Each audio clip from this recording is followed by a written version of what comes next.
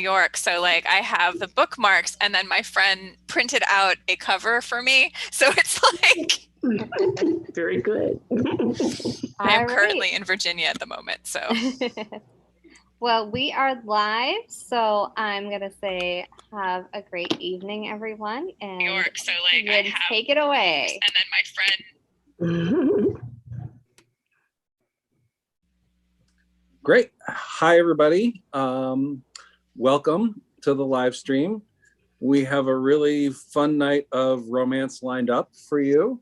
I'm Ron Hogan. I am the former co-host of Lady Jane's Salon, which was a reading series in Manhattan where we featured a number of romance writers from every corner of the genre.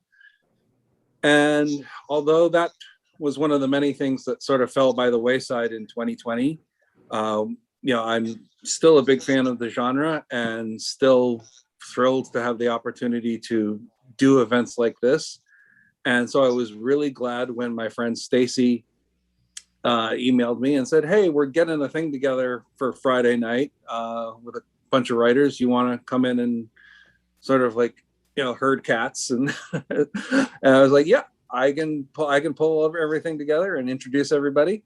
So we can start with Stacey Agner, who is celebrating the recent publication of her second novel, History of Us.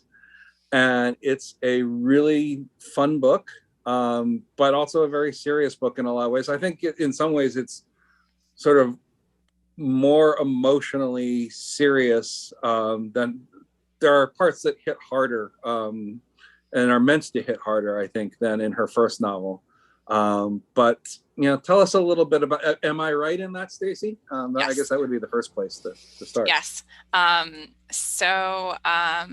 History of Us is definitely a different sort of a journey than Miracles and Menorahs. There are a lot of different sort of areas, and I think I sort of set the tone for the book when I decided that I was going to use a romance trope that bumped up against an anti-Semitic stereotype.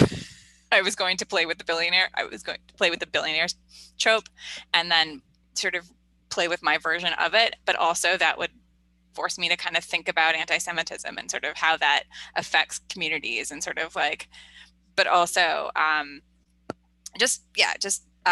it's definitely a deeper kind of a like more emotional story, which actually I think fits in really well with Jeannie's Compass Cove series and Piper's Sweet Tea and Brenna's Anne of Manhattan. Like each of these stories, each kind of have these both serious and wonderful, joyous moments. Like, in Jeannie's depiction of Long Island, you have this wonderful, vibrant, small town as, sort of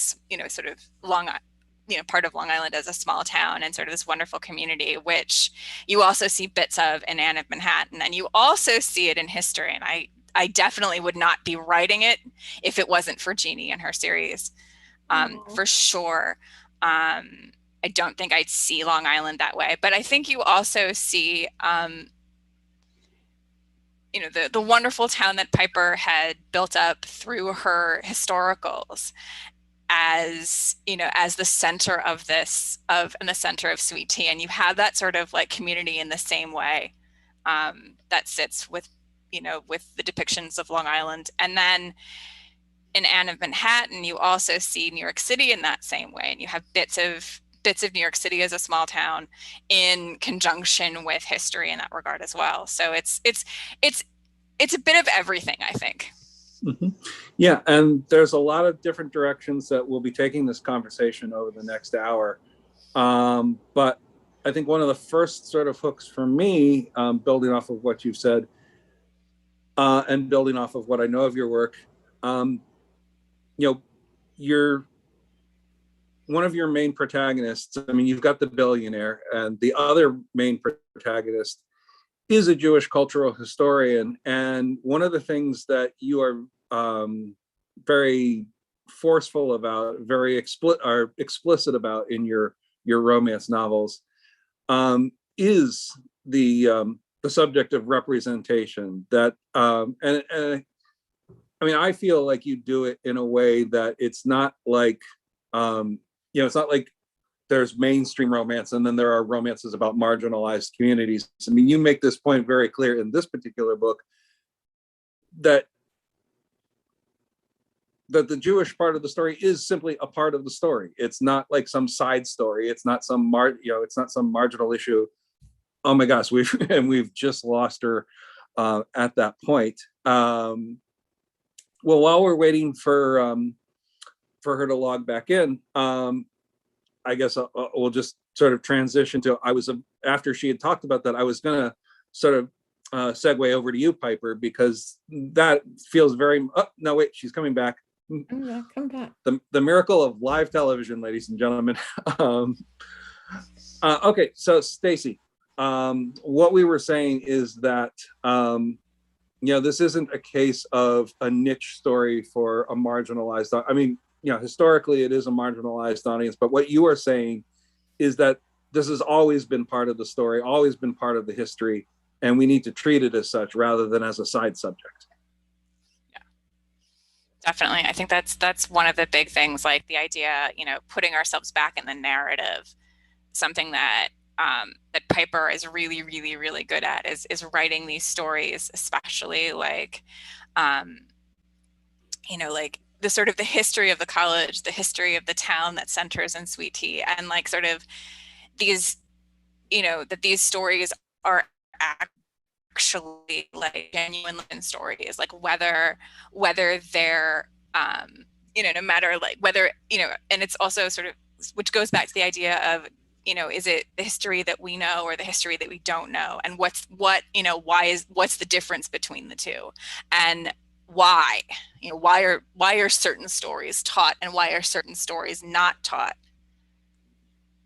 Which is definitely a thing that I absolutely focused on in history. So yeah, and so let's that's as good a way as any to bring Sweet Tea into the conversation, because Sweet Tea, I think, is also in a lot of ways about like bringing those stories into the forefront. And it was really a weird sort of synchronicity for me, reading Sweet Tea right after, I don't know who here has seen the Netflix series High on the Hog.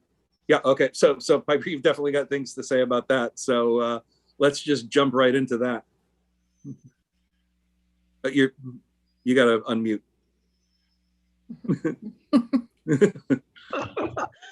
Okay, now you can hear me. Yeah, Jessica Harris's work is, I've been following her work for years. So I'm big time into that foodie history, food history kind of aspect. Is something that I've always wanted to write about. And Sweet Tea was this great opportunity to do so. So yeah, High on the Hog, I saw was like a sort of a nonfiction kind of realization of what I saw, what Jack was trying to do via his documentary, Southern Treasures. So yeah, it was great timing when that came out. So yeah, and there's that real sense of the way that Southern Treasures, which is the sort of the documentary that Jack, the male protagonist in your novel, is sort of off doing his own sort of like foodie exploration of the South, right, trying to bring in his way these stories back to the forefront. And of course, his path has its own particular burdens, because as a white man trying to do this story in an authentic way, he's met with skepticism. I feel like he's met with skepticism and distrust from all sides. Yeah, well, it's a question that beleaguers us in a lot of arenas about who gets to tell these stories, and the whole aspect of cultural appropriation, if you will, in terms of what people come up against. I think that if a culture, particularly a marginalized culture, is still wrestling with their feelings about that culture, is it okay, or is it appropriate for someone else to come along and tell those stories? And so that is a main struggle that Jack faces in Sweet Tea. And it happens in a lot of different arenas. It's not just food, where that kind of things happen, where you've had this, centuries long argument over what is soul food versus Southern food and all of that kind of stuff. It's been going on for a very, very, very long time.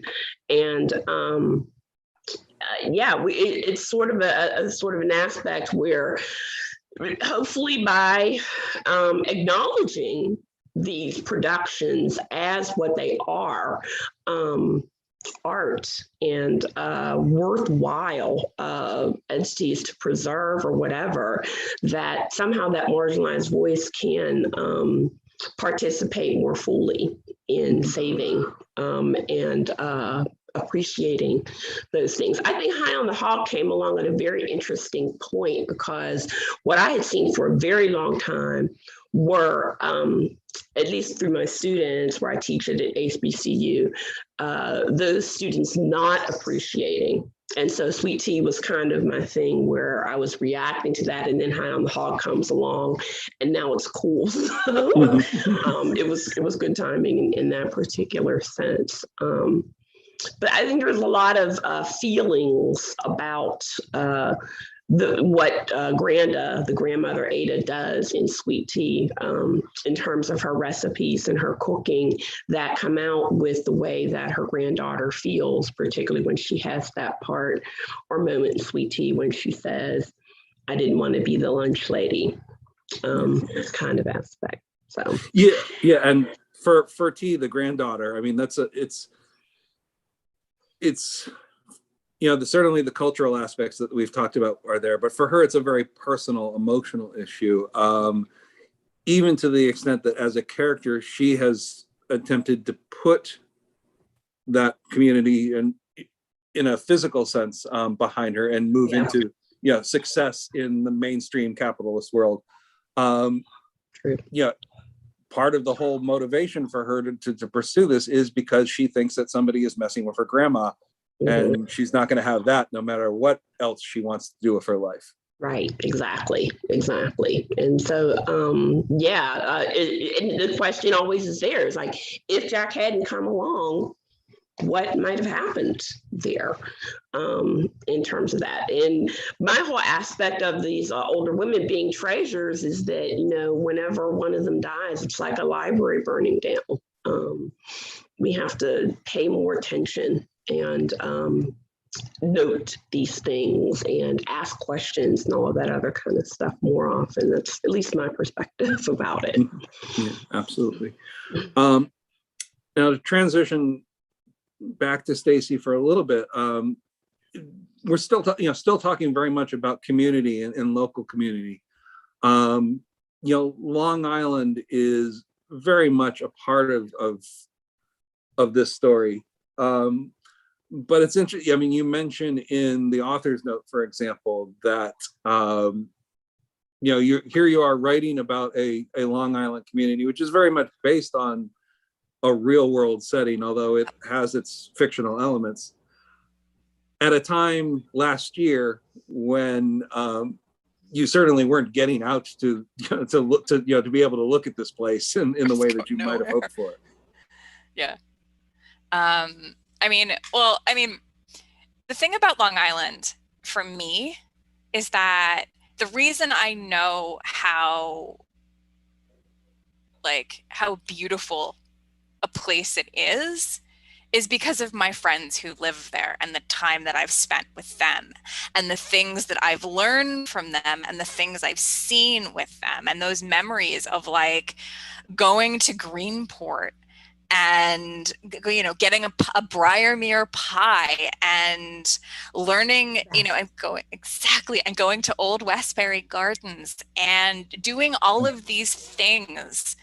And I don't think I would have learned the story of Oheka Castle itself had I not had friends like hint, hint, Jeannie, and some other amazing people that I've gotten to know over the years. And that's how I wrote it.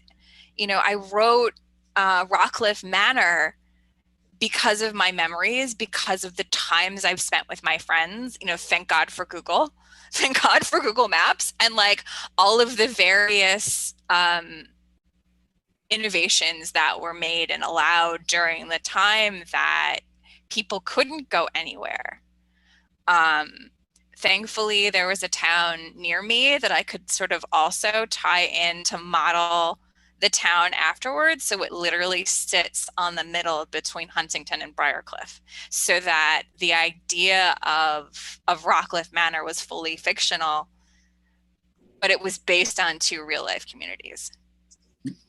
All right. Well, let's follow up on that hint that you gave us, and talk to Jeannie about setting and how important that is. Particularly, you're in the middle of a series as well. Yeah, I just wrote my fourth book. It's coming out November 3rd. It's a Christmas book for Compass Cove, and Stacey mentioned Huntington, and that's where I was born. My father was raised here. He moved to the town. My family moved to the town in 1929. And we have a very deep history. Like, I was the kid who couldn't go anywhere without somebody knowing me. Like, I just couldn't. I would walk downtown. My father was a music teacher and everybody knew us. But what I loved about setting it and where I did on the North Shore, the thing about Long Island is everybody thinks it's the LIE and you get identified by your exit. But it's a lot more than that. It's groups of communities. Every exit represents a community. And even though there aren't necessarily downtowns in some of these hamlets, the churches and synagogues and baseball leagues and they all represent small communities that people gravitate to. One of the things about Long Island that it's notorious for is it's one of the most segregated areas in the country. And it is. I happen to be very fortunate that the area where I'm from is not, and it hasn't been for a very long time. So when I wrote Compass Cove, I incorporated pieces of Oyster Bay, Huntington, Northport, and I kind of melded them together in order to get this town that I think was where I grew up. These were the people I sat next to in high school, and these were the store owners and the people that used to come see my dad at his store, because after he finished teaching music, he had a coffee shop, and they came in and these were his classmates. So I felt very comfortable with the fact that I was writing my community story, and that's what I love so much about it. So when I had the Vasquez family there, they were just there. They were part of the tapestry of the town. And I felt comfortable, incorporating, their food. And because I remember sitting at a dinner table, enjoying pernil and understanding what it was about. So, but for me, I incorporated heavy pieces of my own culture, which I am a deeply deep Italian American. And that plays a big role in what we do. But I think the thing about the community is creating common threads. I think that's what community does, whether it be on a college campus or a town or a neighborhood in New York City or wherever it is we do things. Is we find common threads that people can connect to each other, regardless of sometimes their different backgrounds. And that's what creates that whole.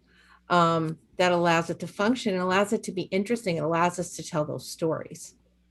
So that's my perception of it. And Compass Cove is, it's my home. I originally set the town when I first wrote it in the Pacific Northwest, and I gave it to an author who I greatly respected, very popular author, Joanne Ross. And she said, I love the book, but your characters are looking at the wrong ocean. You have to bring them home.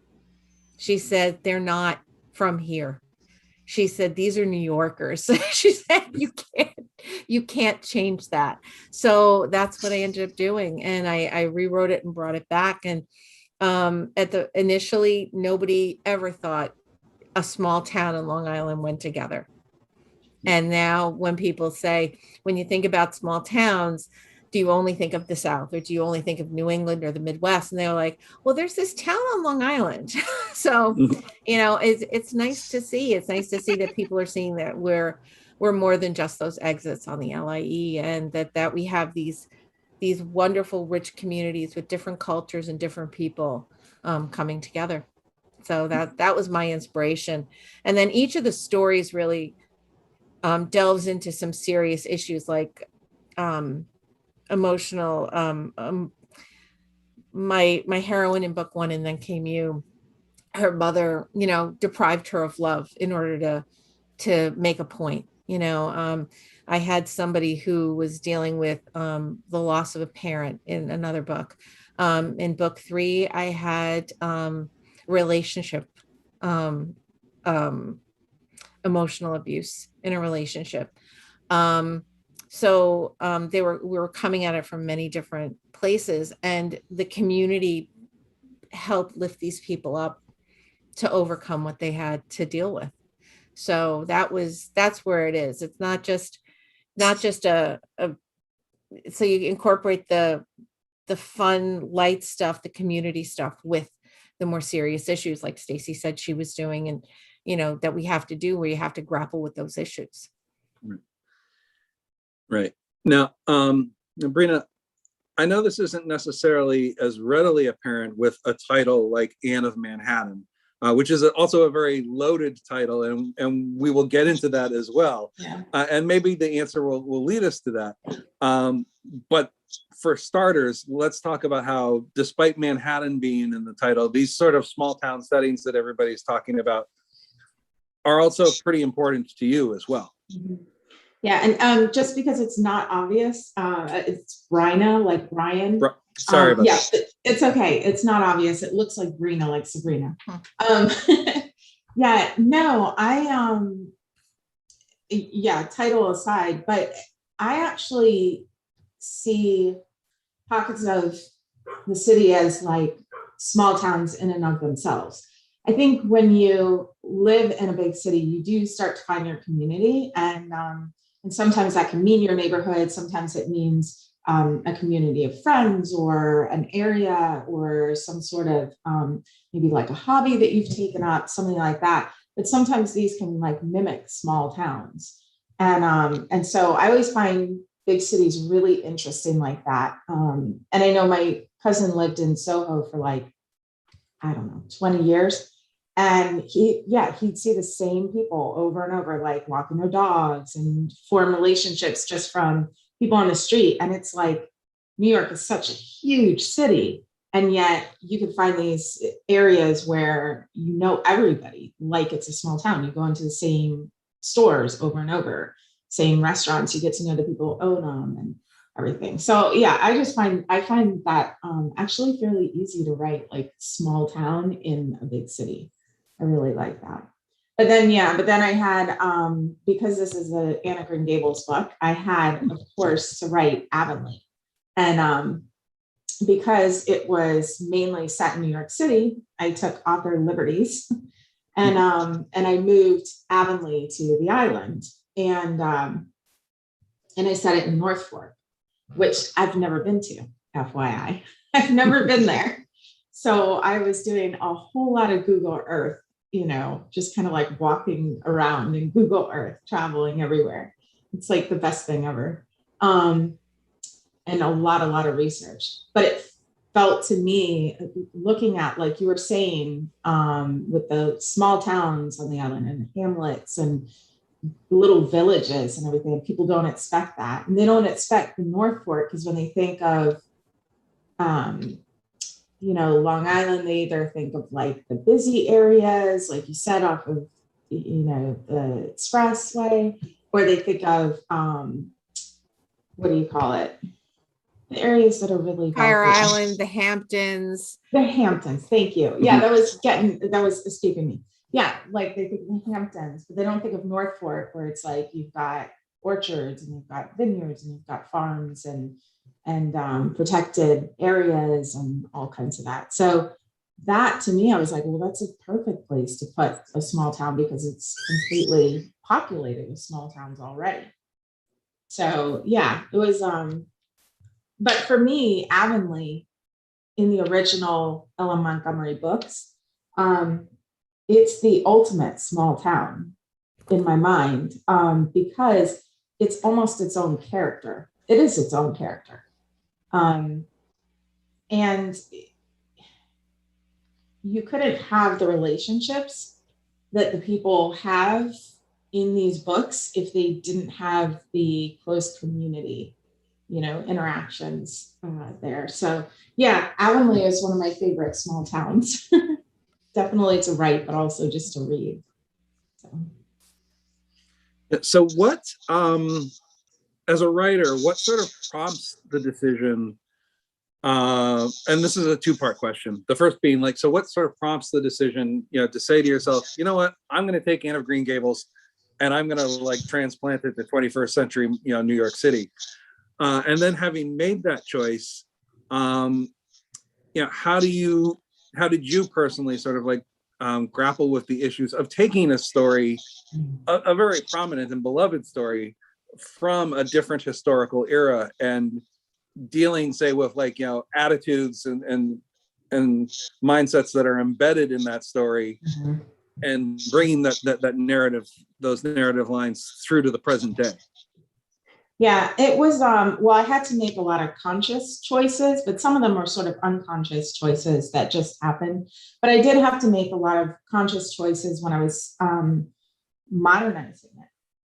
So I originally, the story of how I came to write it is that, long story short, it worked out with a manuscript wish list type tweet between myself and my editor, Tessa Woodward, over at HarperCollins. And she specifically was like, oh, I'd love to see a modern Anne of Green Gables.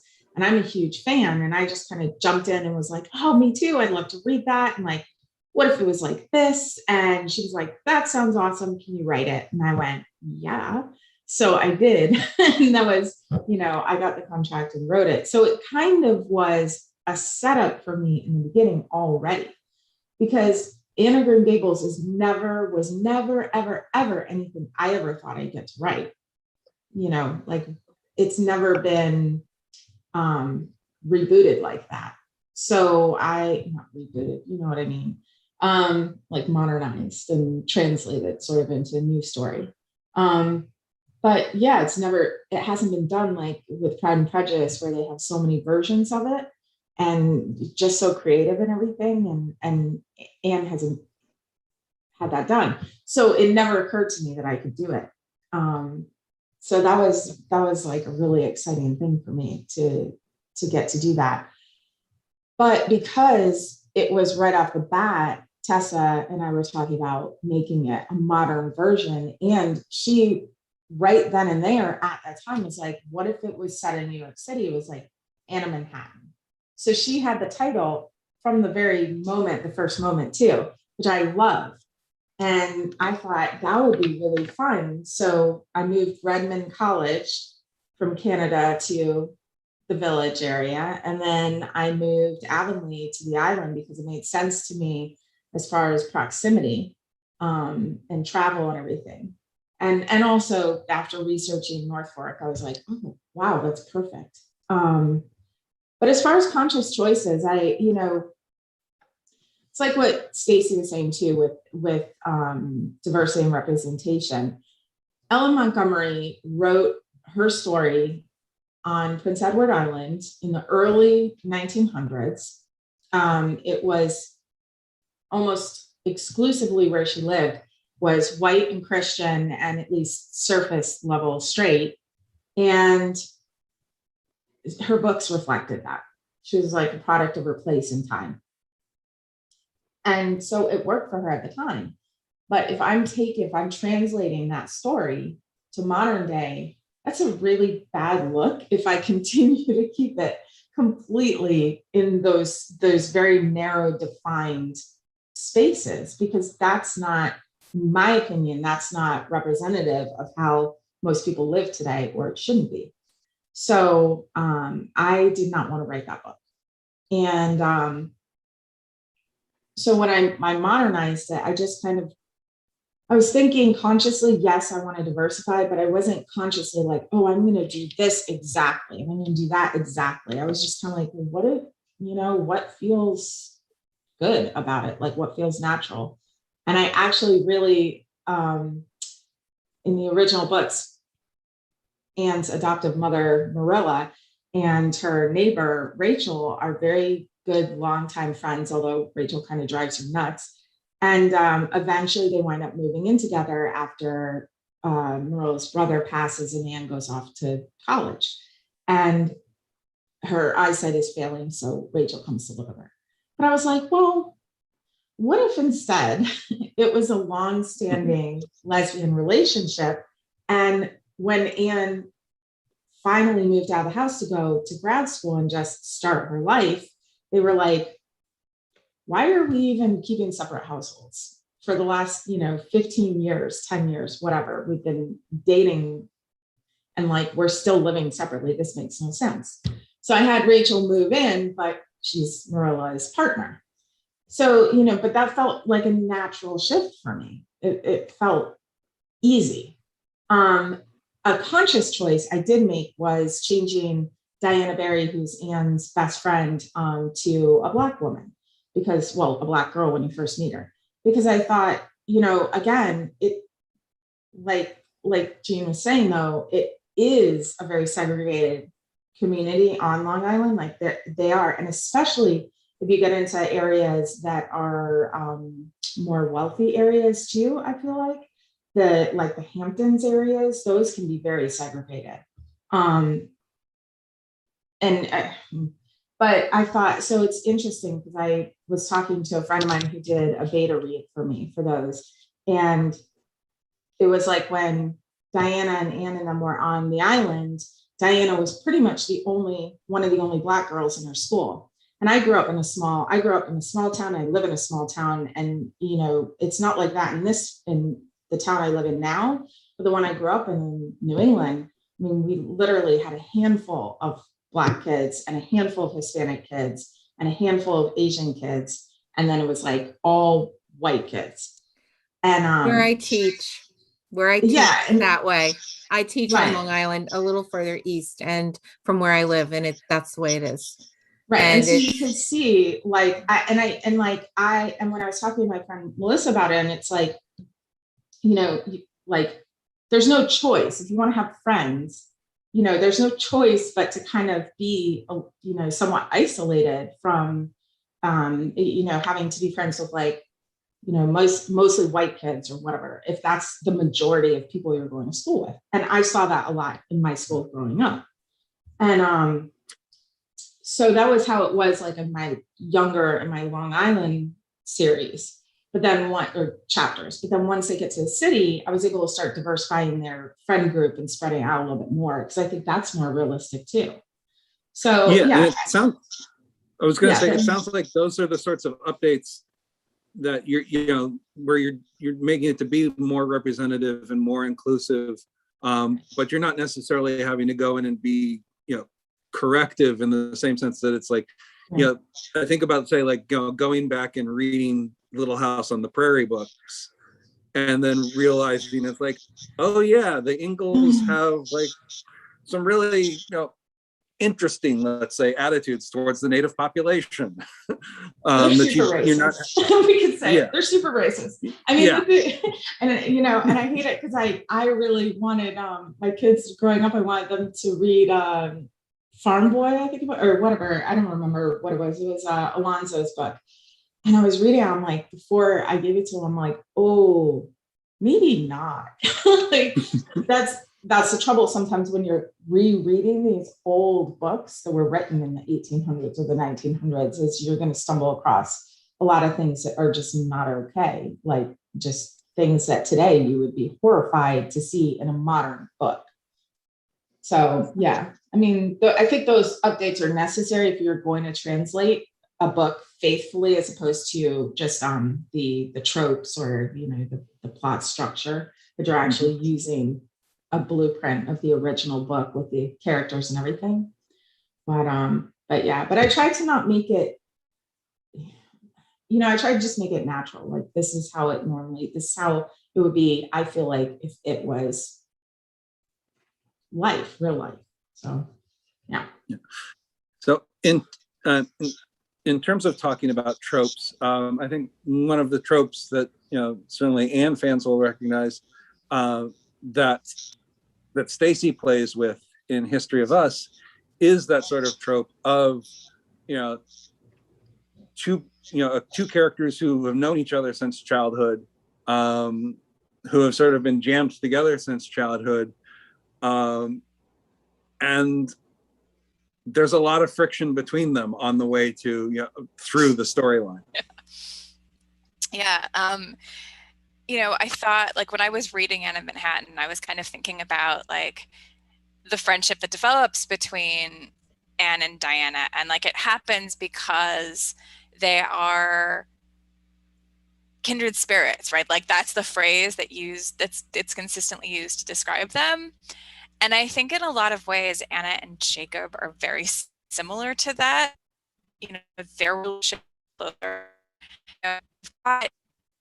people, and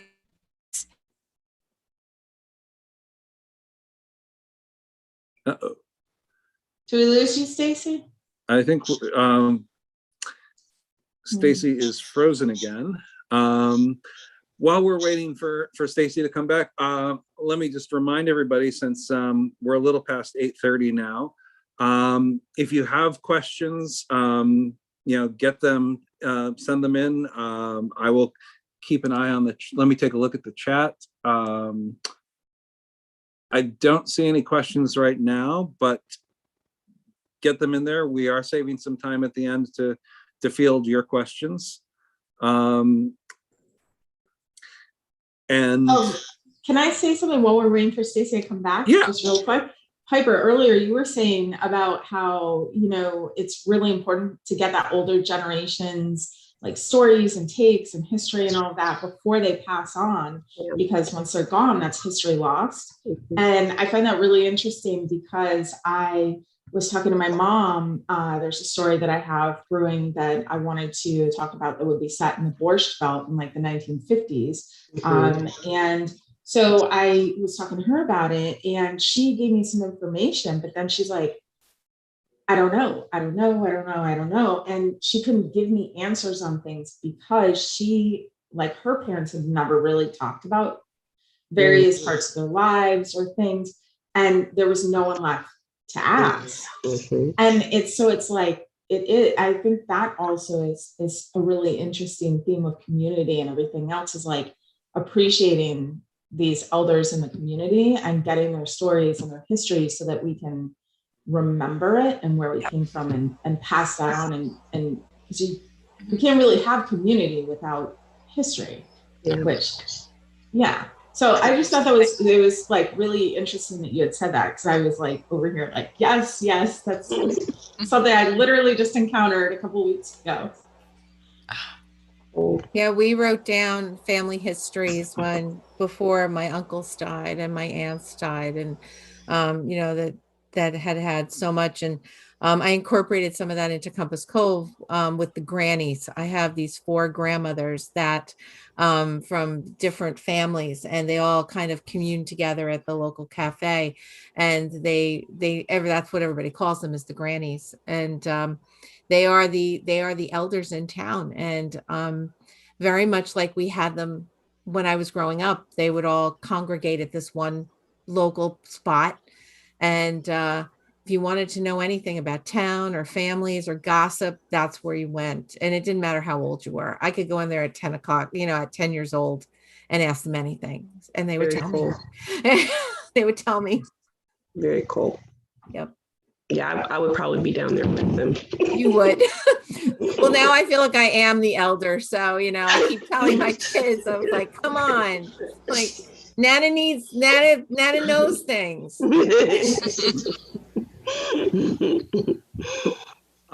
So we do have a question from Laura, who wants to know if Piper was inspired by any particular recipes while she was writing Sweet Tea, and if there are any if there are any dishes in the book that that we'll want to try. And I will say right off the bat that as soon as I read about Jack's biscuits in like chapter 3 or 4, I was like, yeah, those sound good. Which was why Hallmark's idea, because what Hallmark does for every book has a recipe, whether it's about food or not. Every one of them does, and it has to be usually a recipe that they have rights to, so that legally there's no problem. Because one of the things that the book emphasizes that a lot of people don't know is that recipes are intellectual property. So that's why they put Grandma's biscuits and gravy in the back. And I've gotten questions ever since people have been reading it and stuff to say, well, is that your recipe, Piper? It's not my recipe. It's one of Hallmark's recipes that they've purchased. But I do make biscuits occasionally. So yeah, I know how to make them. I get lots of questions about the grape pie. But the grape pie is kind of a carryover to carry through my earlier historical Milford books. So that's why I brought it back in, and it became a big thing with Althea whenever she saw that her grandmother was trying to give Jack the recipes. Like, that is not just a recipe, it's also family heritage. So there's a whole thing with that. But one of the things I thought would happen whenever people would ask me about the tea recipe, which is one of the intellectual property things that Althea fights over. People who know me and know my family know that my father had this long-standing recipe for that iced tea that he was always called upon to bring to all family gatherings and everything in terms of that. So no, I didn't get to put that in there, but it was inspiring to me in terms of thinking about that recipe. And always, whatever it's Christmas or whatever, who says, did he make the tea? I was tired of the tea, frankly, growing up. So it's like one of those things where kids, they're ungrateful and they don't know what they have or whatever. Mm-hmm. That was my whole thing with it. It's like, do we have to have that again? Can we not be like other kids and have Kool-Aid, kind of thing. So yeah, that was one of the things that had inspired me, was thinking about my father's tea recipe. Cool. Awesome. So now that we have Stacey back, let's go back to talking a little bit more about the sort of like slow burn relationship with characters who have known each other for a long time. Yeah, so Anna and Jacob had their summers together. They bonded so quickly and so fast that his parents took action. They were not allowed to see each other during the rest of the year, so the summers became sacred.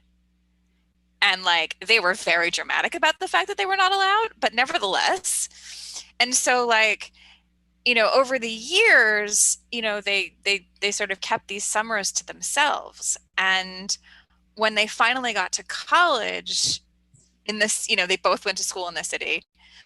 The first opportunity they had, they started to date. And of course, because neither of the two of them had any idea how to balance each other and reality, this was doomed for failure. And so they would go back to each other every single time, but because they couldn't stay with each other and they couldn't stay apart, because that relationship was so foundational. And that's kind of what I was trying to sort of evoke with the pie scene. Talking about food, they go to this, I hope I managed the description right, but they go to this somewhat famous place on Long Island to get pie because it's a tradition for them. And they go and they have this amazing, famous pie and have the, sort of tie their memories, sort of have a moment basically out of time where they're enjoying the pie and remembering who they were at their best. And that, I think, is in a lot of ways when the book turns around for them, when they're sort of okay, maybe we could sort of make a go of this. And I think that's you know, like that's what has to be at the center of the impossible relationship. There has to be that sort of emotional bond and foundation wherever you find it. You know, one of the things I was thinking about a lot is that to Jacob, Anna is family. And so she, you know, like he trusts her with his family secrets. He trusts her to go traipsing in the archives. He doesn't trust her boss. But like the scene right before that, you know, when, you know, he was with her, like basically showing her like how much he trusts her, you know, how much he sort of understands. And I think like when we're talking about these family secrets, when we're talking about copyright and trademark and the recipes and like the sort of juxtaposition of, you know, T and on one side, you know, T and Jacob on one side and Jack and Anna sort of sitting on the other, like the friction between the two sides and how they're resolved is just fascinating because like, you know, there's that, because they come from sort of this extended, you know, like childhood friends to lovers sort of relationship, he trusts her. He's you know, Jacob trusts her. He's fascinated by her and what she does. And that sort of allows him to kind of be like, sure, you know, your family, you know, my family is basically yours. So it's an interesting sort of juxtaposition of the two sort of conversations about family secrets, but they derive from that place of the, you know, the sort of, what's the word I'm looking for? The sort of combination of the impossible relationship and the childhood friends to lovers tropes and what that does to characters in general. So. Great. Well, I guess next question is, since this is a small town summer nights event, let's each of us or each of you talk about and I'm gonna, the one rule is that you can't, any of you, cite anybody else in the room, is to talk about one or two of your own favorite sort of like small town series. And let's start with Stacey's. Okay. So I think one of the books, like aside from the group here, one of the books the series that I think about a lot when I think about small towns, Alicia Rye's Want to Need You, Hate to Love You. That trilogy, it's set in upstate New York. And it is fantastic. And it's a wonderful sort of depiction of small towns done in a way that I hadn't seen before when I read. And it was just fantastic. It was like those, you know, you think about, it's like traditionally like small towns, again, what Brenna was talking about in relation to Ella Montgomery, like generally speaking, when you have more like popular small town books, generally speaking, they're all white Christian in a lot of ways. And then, you know, obviously that there are so many other authors who've written like amazing books, but like this series for me sort of said, Stace, you know, this is upstate New York. This is not like, this is literally like Rochester. This is you, like you can, you know, this is okay. This is great. And the tension there is just brilliant. The story itself is amazing. And one of the things I love the most about it was that I think we were talking at one point in Alicia, and I heard somewhere that like it's based on a fictionalized version of Wegmans, which I love. So. Bryna, I saw you like sneaking a peek at your bookcase there, so I'm guessing you have some answers on hand. Yeah, I'm terrible about when you put me on the spot with something. I'm like panic, like I don't know. No, and then I remembered one of my favorite small town. I think it qualifies as small town because it's really kind of fun, but it also is an interesting idea. Is Tessa Dare writes a historical series set in a place called Spindle Cove. And it's sort of known to the locals and the, you know, polite society because it's historical romance. I think it's set Regency era, and it's known as Spinster Cove.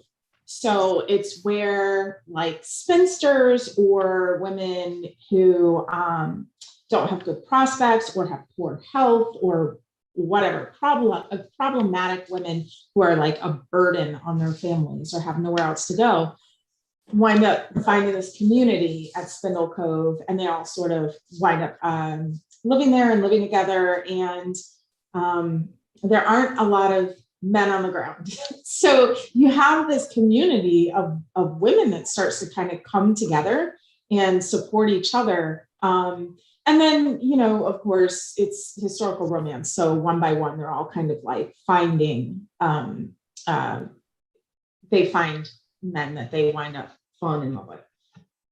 But I find that whole idea really, really interesting to me, that, these are sort of the unwanted edges of society, of polite society. And especially back then, when women didn't have a lot of choices, if they weren't independently wealthy, or something like that, it's like they had to rely on the male family members. And so what happens if you're rejected from that, or if you reject that, or if you don't have any support system? So I find the idea of like a small town that is sort of just a community of women who take in each other and support each other and lift each other up and everything, to just be really interesting. So, and Tessa's really funny, so I enjoy her books because they always make me laugh. Great, awesome. Piper. I like Farrah Rochon's Mapleville series, which is something that she wrote early on in terms of her writing career.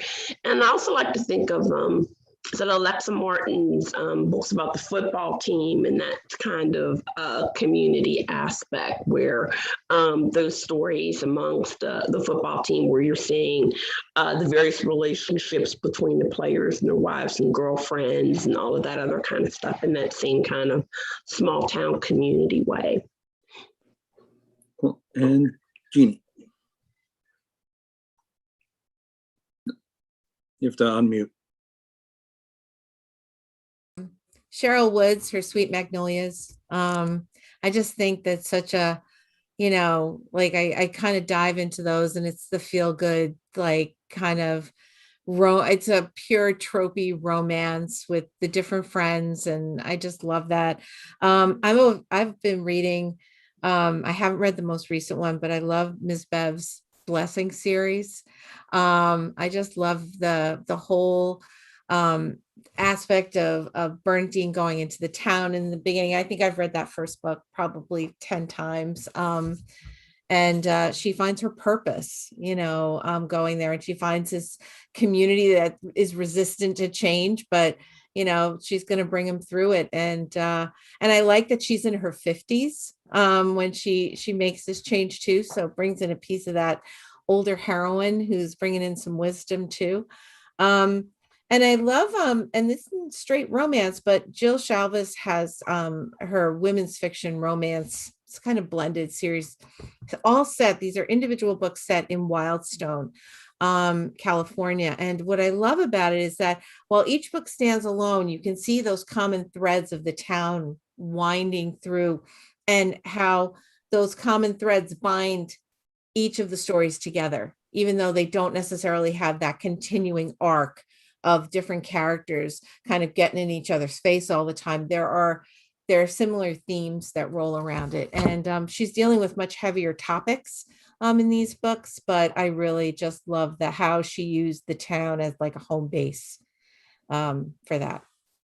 Cool. Great. I will announce, or just to say, like, we'll have one more chance for people to get questions in that I can raise to any of our panelists. But this next question could serve as, I think it's a good one to potentially serve as a final sort of question.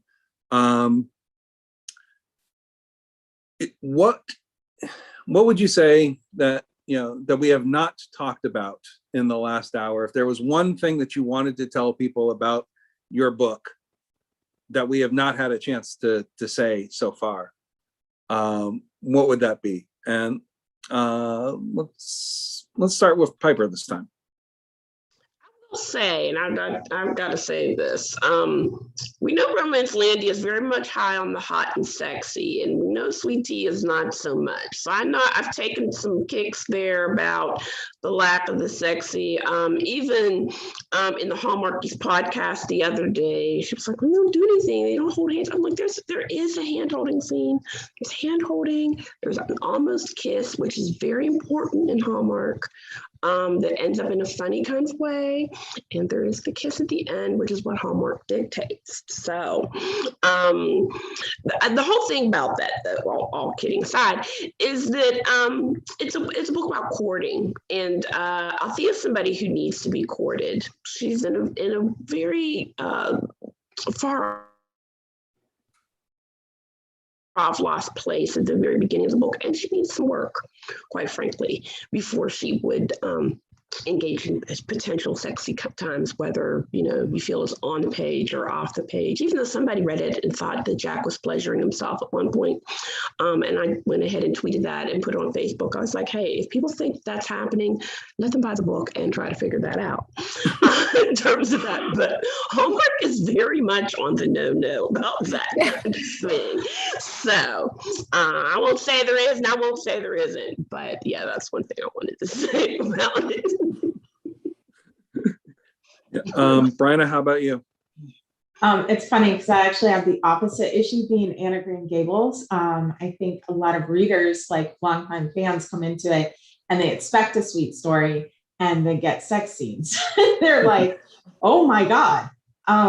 So I would say Anna Green Gables is PG-13. Be careful there. But one of the things, and I really have been thinking a lot about this, because one of the conversations in book community lately also has been, should books in an author's note at the beginning contain trigger warnings if there is like a potentially violent or triggering element to the book, something like that. And I waffled so much on that, and Anne doesn't have that, but there is a theme in there where there's an incident, there's a plot point in there where there's a predatory professor, and he uses his power and his position to sort of net him college girls who really feel very much pressured into it because of their grades and the lack of power and the power imbalance there.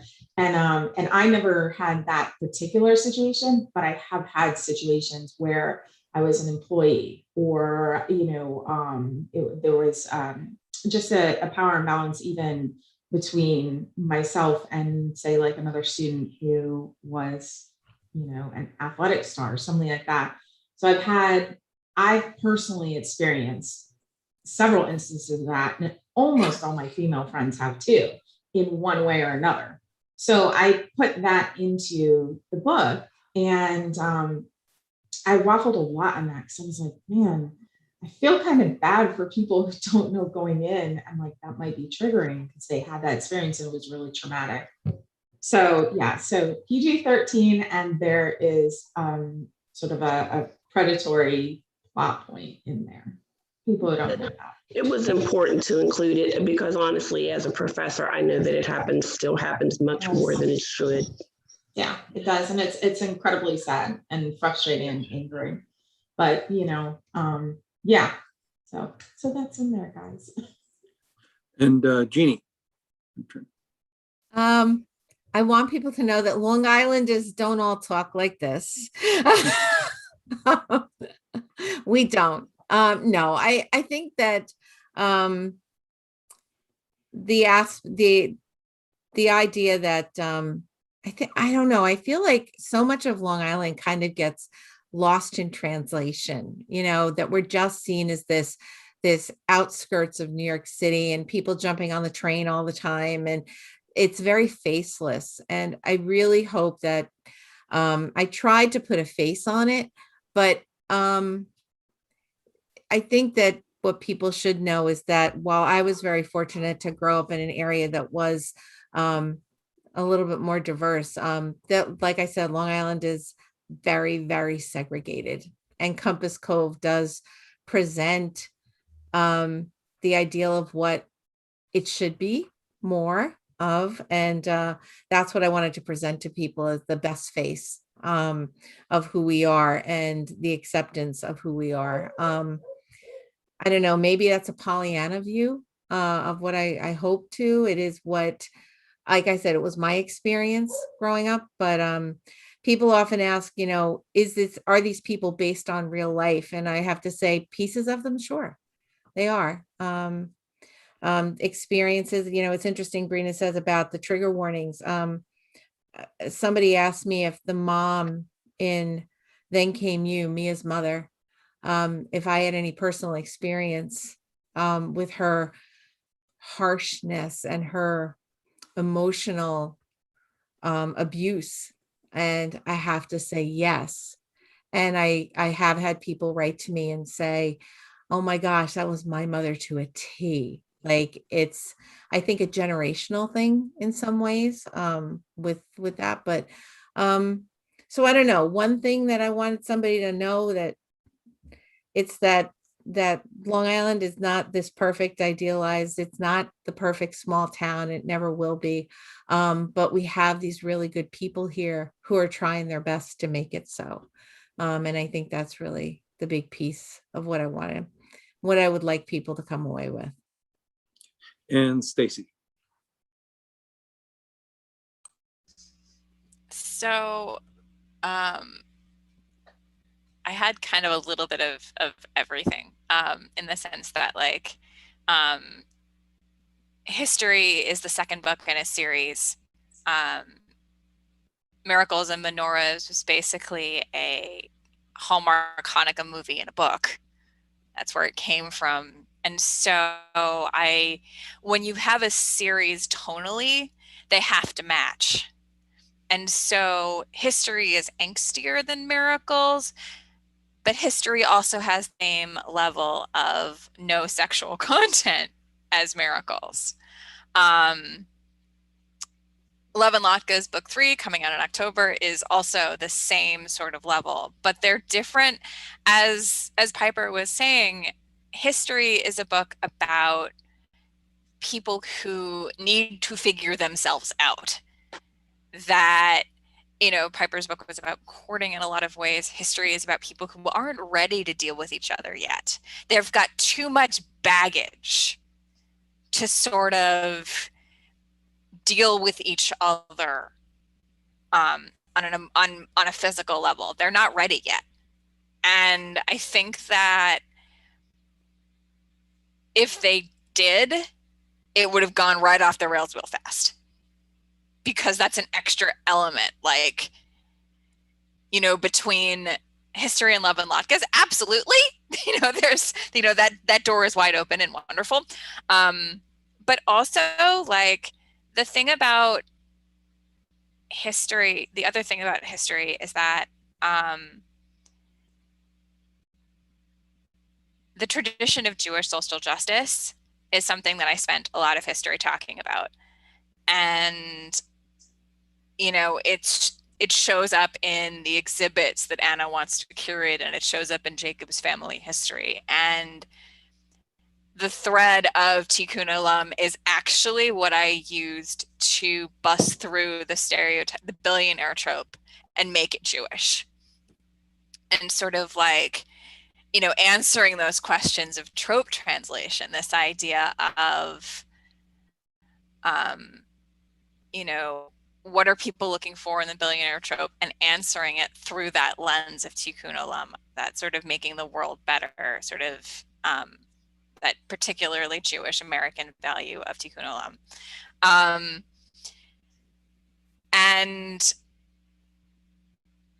I think that we meet the story where it is, whether it's a town, whether it's our community, whether it's someone else's community. We meet the story where it is. And I think that it's kind of important to tell that story, to sort of like go into history and think about the stories that are told and the ones that aren't told, and find, and sort of show that history that people know and don't know, and sort of like, again, ask the question, what's the difference between the two, and why? Why is it so important to show that history through a particular lens? Who is benefiting from that lens? So, I want to jump in on that point you just made, that we meet the story where it is, because my plea for questions did elicit one from Eileen, and it's one that I think we can all just sort of jump in on as you see fit, and it does dovetail into this idea that we meet the story where it is. Eileen's question is, what limitations does a small town setting impose on you as a writer when you're trying to tell a romance story, if any? And I will just let whoever has something to say first, dive right in. Well, I know that at least for Black people, small towns have not always been comforting places. That's one aspect of small town life that I deal with in another series of mine, in the Migrations of the Heart series. They've not always been warm and friendly and fuzzy places. So at least with the Milford College series, and how Sweet Tea is a modern day story of that. That's something that doesn't get dealt with necessarily in Sweet Tea, but in other modern day Milford stories that I have, that's one thing that I know. I think it's just with small town, you limit your scope a little bit when you're dealing with a set group of people. It's sometimes harder to bring characters in. You have to really see where they're going to fit into that puzzle that you've built, especially if it's gone on for several books, like where you're going to fit them in, how they're going to integrate, and then make it work. Because you don't want somebody, you can have that whole idea of the outsider for so long, but eventually they're going to have to become part of the family. So I think with small towns, it's just a sense of sometimes you're limiting yourself a little bit. So you just have to be careful about where you're going to introduce some people and situations that are new, and still introduce maybe those serious problems when you've created this idyllic setting. And that can seem jarring to a reader sometimes. And I think, building off of that a little bit too, is what you're saying is that sometimes if you don't give your town like a theme, if that makes sense, like this town is famous for their, certain kind of apple or something, if you're not giving your town a theme in some way, then you might want to prepare yourself for having a lot of like people, oh, who's hanging out at 7-Eleven, or who's doing like a back roads, party this weekend or whatever, because small towns can be physically limiting. There's not a lot of culture. There's not a lot of things to do. So, like I had changed Green Gables into a winery. And so then one of the things where I brought them back to Avonlea was the big, fall festival, and all the wineries and orchards were participating. And so that was a great setting for me to have some things happen that I wanted to happen back home. And so, otherwise though, it would be them sitting in like Denny's or something. Like there's not, you only have hanging out down at the marina. Like, yeah, this is somebody who grew up like cruising Main Street, would, pass by who's at 7-Eleven, who's in the McDonald's parking lot, who's over at the rec center, and then you're like, who's got a keg out in the field? So like, there's nothing to do. So, yes. So sometimes, you have to figure out like how's the community coming together if they're not just sitting on each other's porches. So, yeah. The other sort of thought that I've actually been dealing with for the two is that, like, how close is the relationship between your town and the neighboring town? Right. What are you basing that off of? Like in Westchester County, where the fictional versions of the towns of Miracles and Menorahs and Love and Latkes are set, there is literally no connection between them. Unless there is a common school district that unifies them, or a or a synagogue. Like, but I fictionalized a synagogue in Love and Latkes in the neighboring town because I wanted to kind of play with this idea of how these small towns are such bubbles. You can grow up 5 miles from the next town and not know a soul there. Yeah. Like, That's true. and live your entire life, like, and not know a soul there unless there is that sort of like connection. As I said, school district, religious organization, whatever it is, like, you know, you can literally like, and the other thing is, actually, I think in Miracles and Menorahs, like, my main male character, Isaac, his mother did not like the idea that like his father was from a small town, because of course, like, again, like, generally speaking, when we are dealing with marginalized communities, African American communities, but also Jewish communities, small towns are not always friendly to Jews. And so there's this, like, you know, like this sort of general idea, like, who do you have, you know, who exactly, like, like, and like, so if you are, and but that also goes back to how Diana and Anne were such close friends in Anne of Manhattan. Like, they found each other, like kindred spirit, like two people who sort of step, like a slight step outside of the rest of the group, and found each other. And like, I love how Milford College, as well as a town, like, sort of was itself, you know, its history and its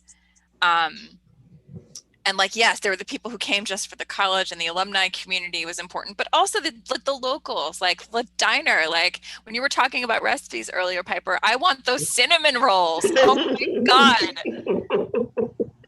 Like, those are, you know, you know, those cafe cinnamon rolls are as, you know, Milford College as the dining hall, as the great pie from the family. Like, you know, Jeannie, you were talking about the grannies at the diner. I was thinking about, you know, those cinnamon rolls, like, you know, and, you know, and in history, it's Charlotte's Bakery that serves as that similar function, you know, the idea of like having the challah and having like their adorable hamantash and baking session, like, you know, it's these foods, it's these moments that bring communities together.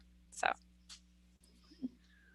well, I just want to say thank you to each of you for participating in this, and thank you for the opportunity to talk with all of you, Jeannie and Piper and Bryna and Stacey, about your books. I encourage everyone who's listening and watching in, if you don't have these books in hand already, you know, go out and get them in hand. So on that note, it sounds like a good time for me to hand things back to Marissa if she wants to say anything in closing. But I'm just really glad that we were able to spend this hour together talking about some great romances. Thank you for hosting us. Thank you. Thank you.